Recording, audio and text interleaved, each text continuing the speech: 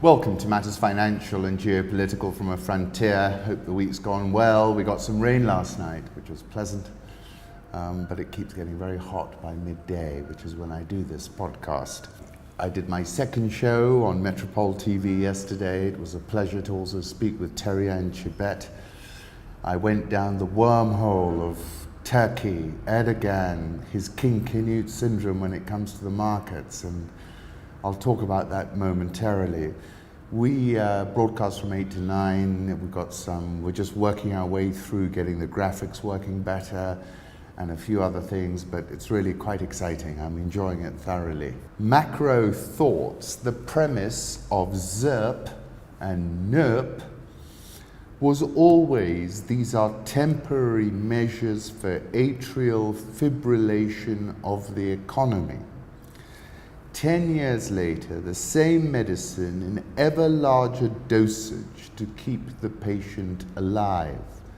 The definition of vegetative state, Sun Chartist. Spot on. And to that point, Japanification completed. 10-year German Bund yields dropped below Japan's 10-year. For the first time since 2016, both are in negative rates. And there's been an almighty bullish move in the long end of the sovereign bond market.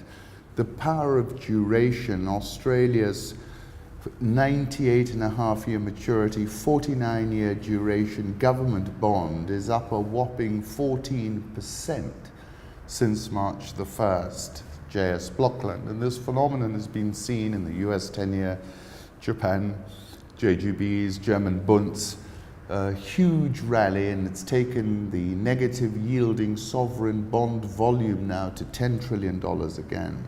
Let's now move to Turkey and start off by quoting Margaret Thatcher, who told the House of Commons, "There is no way in which you can buck the market."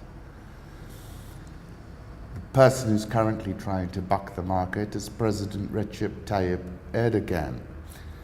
This is from The Guardian. Unfortunately for Turkey, these tactics to fight market forces almost always end in tears, and what appears to be a last-ditch attempt to prop up the currency ahead of crucial local elections this coming weekend may well sow the seeds for another run on the lira. Turkish lira overnight rates, and I used to trade the short end of the markets, basically 0 to 3 years, and invariably your book would be pivoted on short-term money. So I'm very aware, and I got squeezed badly in France, but never like this. Turkish lira overnight rate, 325% early morning. At one point, Hedge tweeted, it clocked 1,338%. And he tweeted, "This is absolutely bananas." It is. 13th of August, when Turkey came under a similar attack, it was kind of associated with Pastor Brunson not being released. And then I said Erdogan remains a limit short trading position. He's a Shakespearean figure. He has slayed enemies real and not real.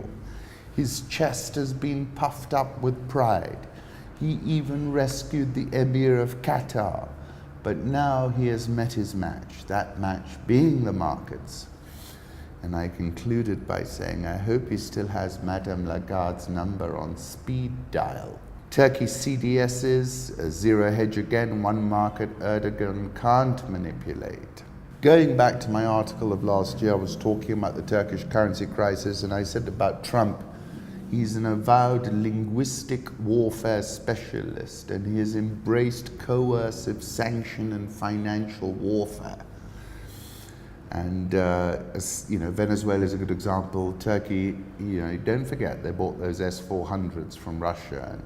They're supposedly a NATO ally, and he was quite dismissive of NATO around that transaction. It wouldn't have been helpful. August 2018, he said this: don't get high on your ambitions. You won't be able to make money on the back of this nation. You won't be able to make this nation kneel. And I said in brackets, they've already made a ton of money and you are kneeling. And then he said, even if they got dollars, we got our people, our God.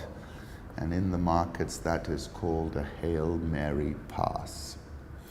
The currency is moving around, but last time I saw it 560, but it's at risk of a discontinuous downside move.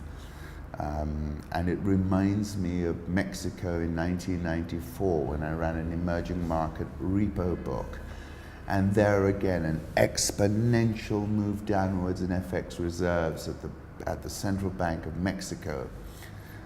Suddenly alerted people to how much money the government was spending trying to defend the currency. And basically, when that data was released was when the currency collapsed, because people did the maths and realized they were already running out of cash. If you can't sell the Turkish lira, sell Turkish stocks. Turkish stock market was down almost 7% over the last 2 days, if not more. Turkish Banking Association head says Turkish banks are not sources of lira liquidity. They are looking for liquidity themselves.